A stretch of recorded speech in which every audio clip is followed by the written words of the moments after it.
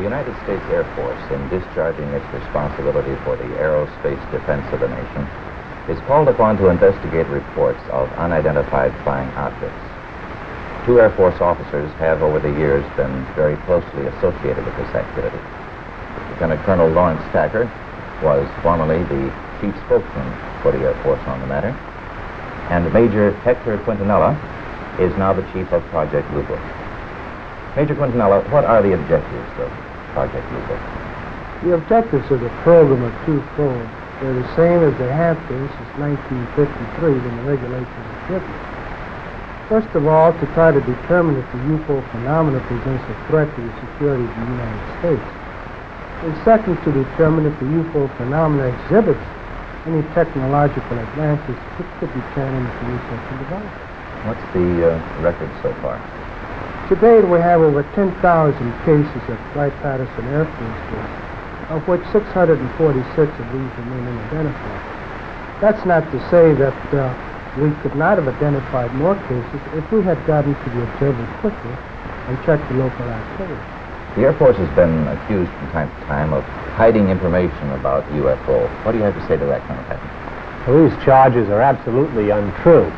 Actually, the United States Air Force releases statistics on the UFO phenomena through the Department of Defense Press Desk periodically, and we've always honored accredited media when they want to investigate a given specific sighting. There's nothing to hide. There's nothing to hide at all. Is there anything in the files, either classified or unclassified, that would indicate that there may be extraterrestrial visitors over here?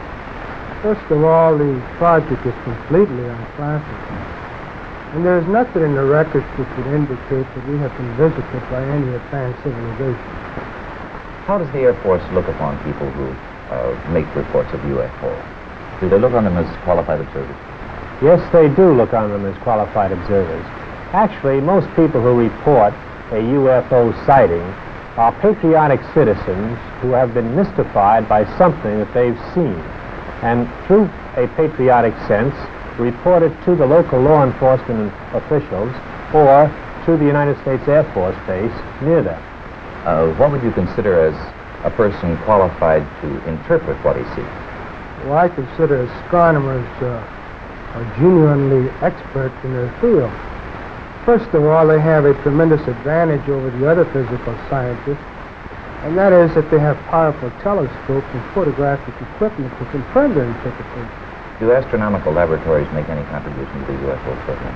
In a negative way, they do, because I've never received a UFO report from an observatory. Not a one? Not a single one. Well, how about the tracking and detection facilities that the Air Force itself has? How does this fit the program? Well, actually, to begin with, the United States Air Force is charged by an act of Congress with the air defense of the United States. And the North American Air Defense Command and the Air Defense Command have space tracking facilities which are constantly on the alert 24 hours a day. We're interested in anything that flies in our atmosphere. Well, how about UFO reports in other countries? How are they handled? Well, UFOs actually occur worldwide. However, the United States is the only country in the world that places as much emphasis on the phenomenon. Other countries place a burden of proof on the observer and not on their Air Force. And that would make your job a lot easier if they did that here. Yes, it would. Thank you, Colonel Tacker, Major Quintanilla. I would like to close by reading a very brief excerpt from the report of the Air Force's Scientific Advisory Board, which they made recently upon completing a detailed review of the subject of UFO. This is a statement.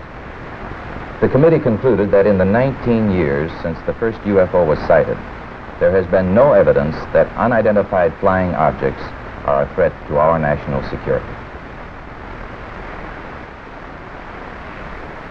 So it's safe to talk about flying saucers and people from outer space, people who may be circulating among us now and who demonstrate their unearthly qualities, if they choose you as one of their agents, by disappearing and reappearing at will in your very presence, in front, if necessary, of many witnesses, and who land on this materialistic earth in flying saucers, to which you, if you're one of the chosen, shall enter.